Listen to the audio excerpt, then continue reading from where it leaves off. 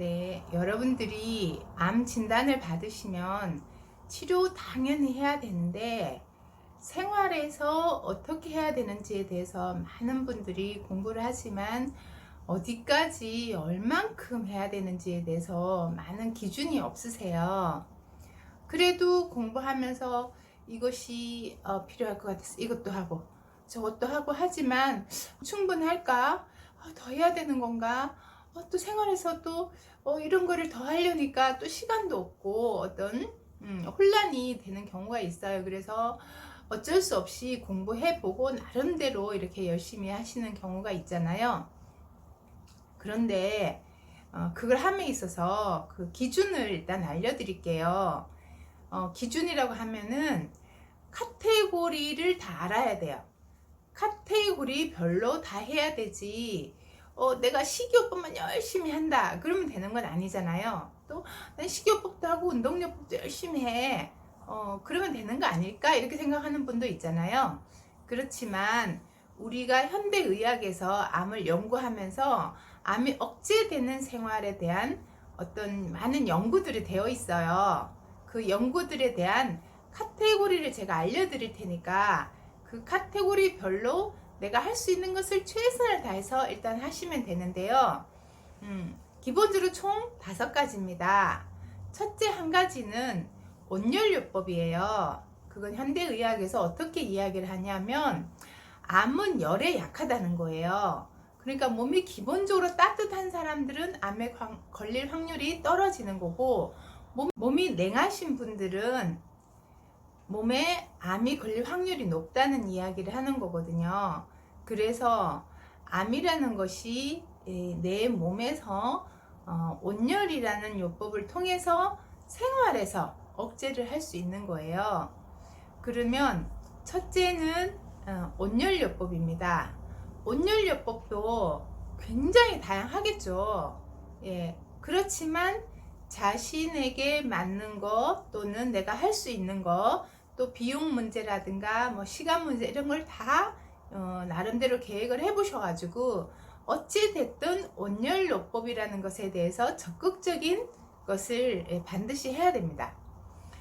두 번째는 몸의 알칼리화를 위한 노력을 하셔야 됩니다. 현대의학에서 연구를 해보니까 암이라는 것이 몸이 산성화되어 있을 때 훨씬 더 암이 빠르게 증식을 하더라는 거예요. 그러면 내 몸이 알칼리화 되기 위한 여러 노력을 해야 되겠죠. 그것도 방법은 굉장히 다양할 겁니다. 어찌됐든 내 몸이 알칼리화를 하기 위한 여러 방법을 일단 해야 되고요.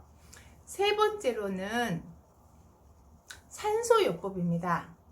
암은 산소가 부족한 곳에 많이 생기더라는 거죠.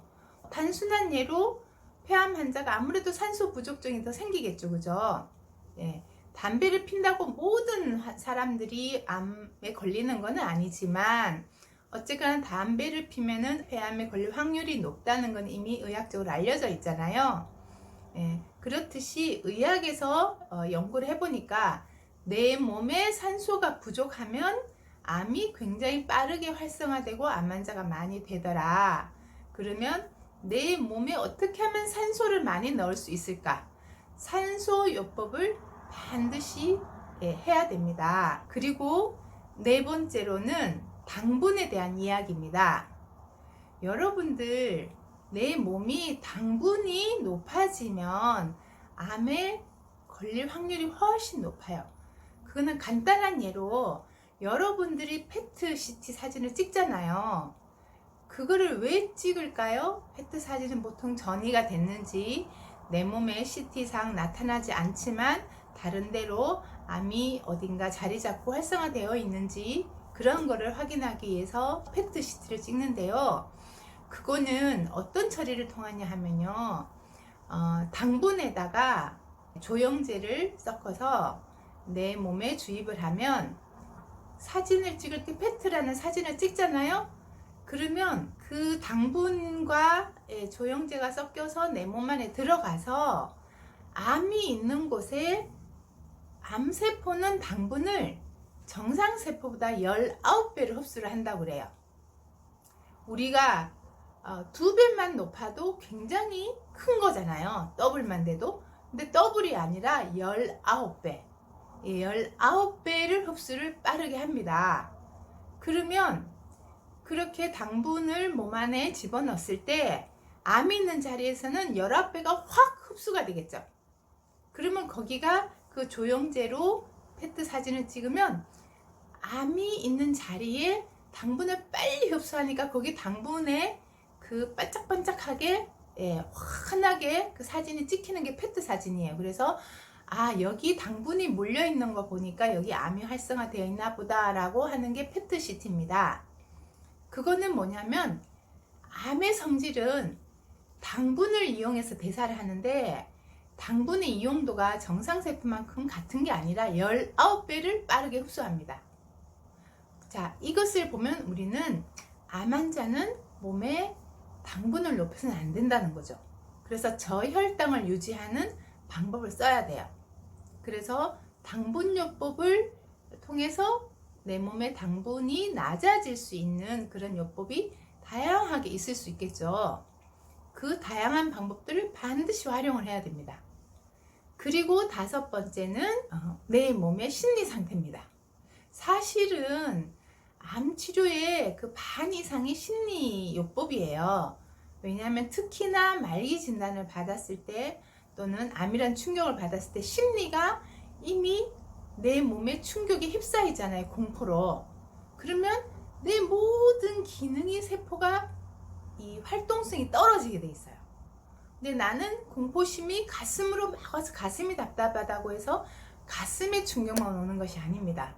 내가 암이라는 진단을 받고 머리가 막 아프고 잠을 못 잔다고 해서 뇌만 이상이 있는 게 아니라 우리 머리 끝서부터 발끝까지 모든 기능이 세포가 공포에 휩싸이면서 문을 닫아서 활동 자체가 굉장히 저하됩니다. 그런 상태에서 아무리 좋은 항암과 수술과 무슨 자연요법과 이런 식이요법을 한다고 해도 엄청나게 몸의 대사가 느려지면서 활성도가 떨어집니다. 그래서 어떻게 하면 내 심리를 그런 부분에서 당시 정상적인 상황까지 잘 끌어올릴 수 있는지가 5번째 생활요법에서 꼭 필요한 부분입니다. 물론 방법이 다양하게 있습니다만은 이렇게 크게 내가 생활요법을 잘 하기 위해서는 크게 5가지. 첫째로는 온열요법, 둘째로는 몸의 알칼리화를 유지하기 위한 거, 셋째는 산소를 넉넉하게 넣을 수 있는 산소요법, 네 번째는 당분을 어떻게 하면 내 몸에서 저혈당을 유지를 잘 할 수 있느냐에 대한 요법, 5번째 심리요법입니다. 그래서 이 5가지 카테고리를 통해서 여러분들이 이렇게 5가지 카테고리를 하나하나 다 체크하셔서 내가 할 수 있는 부분을 다 한다고 하면 생활요법에서 그래도 빠지는 부분이 없는 많은 부분을 암을 억제할 수 있는 생활을 할 수 있을 겁니다. 네, 한 가지 요법에 대해서는 또 추가적으로 영상을 찍어서 올리도록 하겠습니다.